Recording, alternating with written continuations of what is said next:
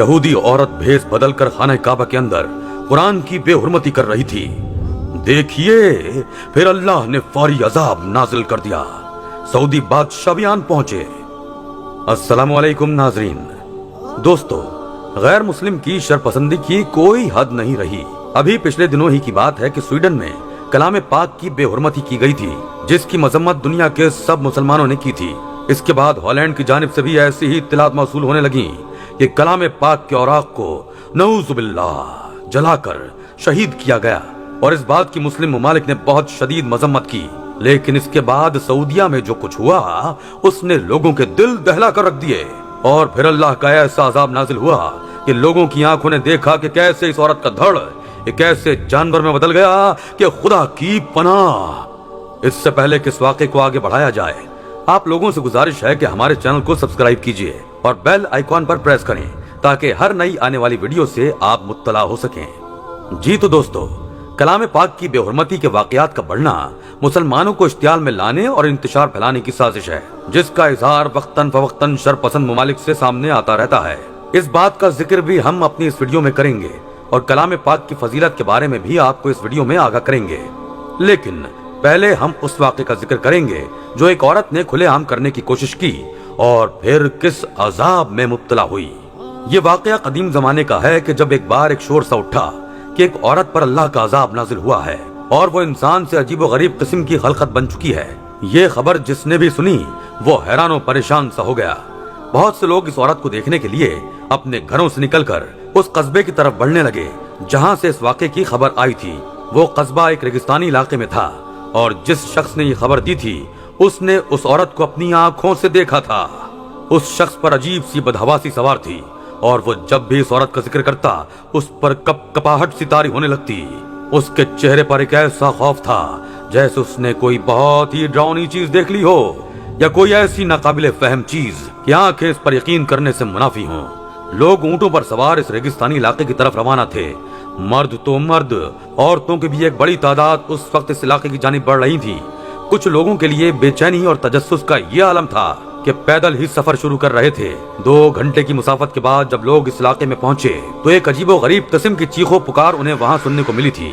वो एक छोटा सा कस्बा था जहां ज्यादा रिहाइश ना थी। वहां रहने वालों में मुसलमान और कुफ्फार शामिल थे और इस वक्त वो सब इलाके के लोग एक मकान के गिर्द ही हुजूम की सूरत में खड़े थे, जहां से एक औरत की बेतहाशा चीखने चिल्लाने की आवाजें आ रही थीं। लोग अपने ऊंटों से उतरकर इसी घर की जानिब बढ़ने लगे और फिर जब इस हुजूम के पास पहुंचे तो पूछने लगे कि आखिर ये औरत क्यों चिल्ला रही है।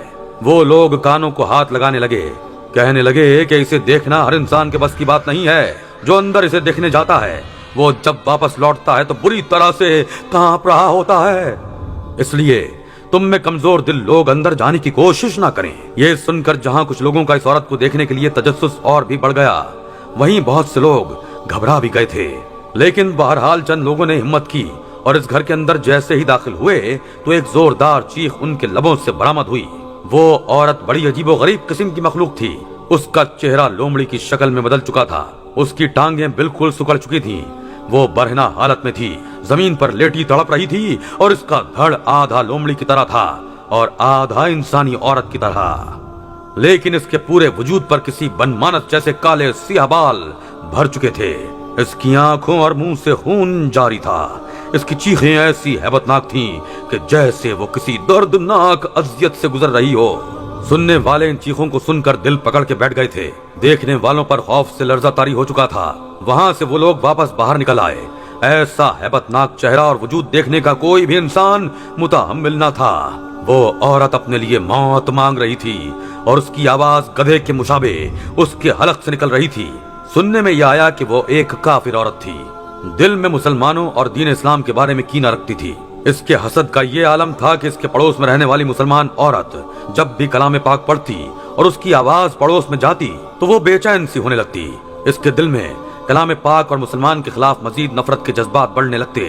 वो हर वक्त यही सोचती रहती कि मैं कैसे इन मुसलमानों को इनके दीन इस्लाम के खिलाफ कर सकूं। लेकिन बज़ाहिर वो यूं मिलती थी जैसे बहुत ही बाअखलाक हो। एक बार जब वो इस मुसलमान औरत के घर आई उस वक्त वो खाना पका रही थी और उस जमाने में लकड़ियों पर खाना बनाया जाता था। मुसलमान औरत साथ साथ खाना बना रही थी और साथ ही कलाम पाक की आयत का विर्द भी अपनी जबान से कर रही थी। اس کی گود میں 2 سال کا بچہ بھی تھا جسے وہ سنبھال رہی تھی۔ کھانا بن چکا تھا۔ عورت نے کھانا آگ سے ہٹا کر ایک طرف زمین پر رکھ دیا، لیکن آگ ابھی جل رہی تھی۔ یہ دیکھ کر اس کافر عورت کو شرارت سی سوجھی۔ اس نے مسلمان عورت سے کہا اسے کہیں دعوت پر جانا ہے، اس لیے وہ اپنا جوڑا اسے دے دے۔ مسلمان عورت فوراً سے کھڑی ہو گئی۔ اس کا بچہ اس کی گود میں ہی تھا۔ جیسے ہی وہ اندر کمرے میں جانے لگی تو وہ کافر عورت اس کے پاس آ گئی اور اس کا بچہ اس کی گود سے لے لیا۔ کہنے لگی تم جاؤ، بچے کو میں سنبھال لوں گی۔ مسلمان عورت کمرے میں چلی گئی اور اس سفاک کافر عورت نے دہکتے ہوئے کوئلوں اور دہکتی آگ میں اس کے بچے کو پھینک دیا۔ بچے کی چیخ و پکار پر اس کی ماں بھاگتی ہوئی کمرے سے باہر نکلی۔ اپنے لختے جگر کو آگ کے شعلوں میں جلتے دیکھا تو تڑپ کر رہ گئی۔ وہ کافر عورت ہنس رہی تھی۔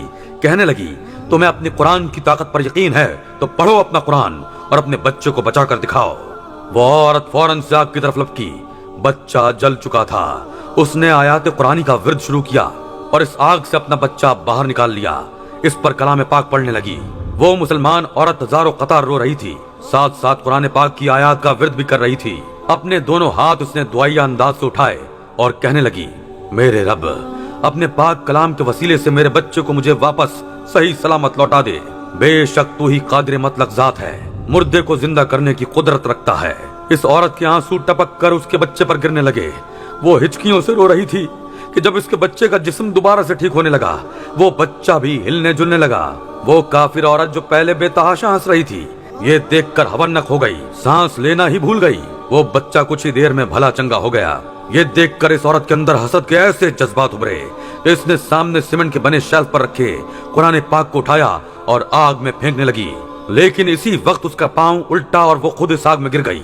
اس کے ہاتھ سے کلام پاک اس مسلمان عورت نے پکڑ کر اپنے سینے سے لگا لیا۔ وہ عورت چیخنے چلانے لگی اور اس مسلمان عورت کے گھر سے نکل کر اپنے گھر چلی گئی۔ دیکھتے ہی دیکھتے اس کی شکل اور حیت بدل چکی تھی۔ وہ عورت ایک مسلمان کے بچے کو عبرت کا نشان بنانے لگی تھی اور خود ایک عبرتناک عذاب میں مبتلا ہو چکی تھی۔ وہاں موجود لوگوں نے جب یہ سنا تو سجدہ ریز ہو گئے اور بہت سے کافر کلمہ پڑھ کر مسلمان ہو گئے۔ اس وقت کے بادشاہ نے اس عورت کا سر قلم کر دیا۔ اللہ پاک بے شک قرآن پاک کا خود محافظ ہے اور قرآن پاک کو میلی آنکھ سے دیکھنے والوں کو عبرت کا نشان بنانے پر قادر ہے۔ کلام پاک کی عظمت و تعظیم کا ذکر اللہ پاک یوں کرتا ہے کہ ہم نے قرآن مجید کو عارفین کے دلوں میں اتارا اور اہل یقین کے سینوں اور صاحب اسرار اہل توحید کے دلوں میں اتارا، اور بے شک ہم اس کے محافظ ہیں۔ دوسرے مقام پر یوں ارشاد فرمایا اسے نہ چھوئے مگر باوضو۔ قرآن پاک کی حرمت و تعظیم کے لیے اتنا ہی کافی ہے کہ یہ ازلی کلام الہی ہے جو لوح مکنون سے لوح محفوظ کی طرف اتارا گیا۔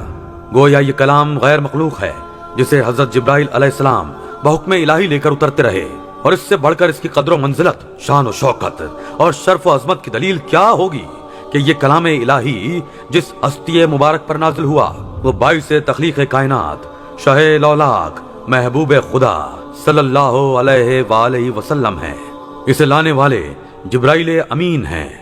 الغرض اس حکمت والی لاریب کتاب کو جس نقطہ نظر سے بھی دیکھا جائے یہ اپنی عظمت و شرف میں بے مثال ہے، جیسا کہ فرمان خداوندی ہے۔ یہ وہ کتاب ہے جس میں کوئی شک نہیں ہے۔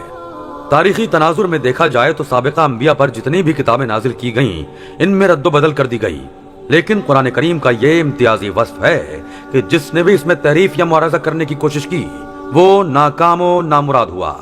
یاد رہے سویڈن کے بعد ہالینڈ میں بھی قرآن مجید کی بے حرمتی کا گھناؤنا واقعہ پیش آیا۔ ہالینڈ کے دارالحکومت ہیگ میں ایک انتہا پسند نے گھناؤنا فعل انجام دیا اور پولیس تماشائی بنی رہی۔ ترکیہ نے نیدرلینڈ کے سفیر کو طلب کر کے اس اشتعال انگیز واقعے پر شدید احتجاج کیا۔ سعودی وزارت خارجہ کی جانب سے شدید مذمت کرتے ہوئے کہا گیا کہ ہالینڈ میں قرآن مجید کی بے حرمتی سے امت مسلمہ کے جذبات کو مجروح کیا گیا۔ کاش کہ وہ ان آیات کو غور سے پڑھ لیں کہ اللہ نے کئی قوموں کو عذاب میں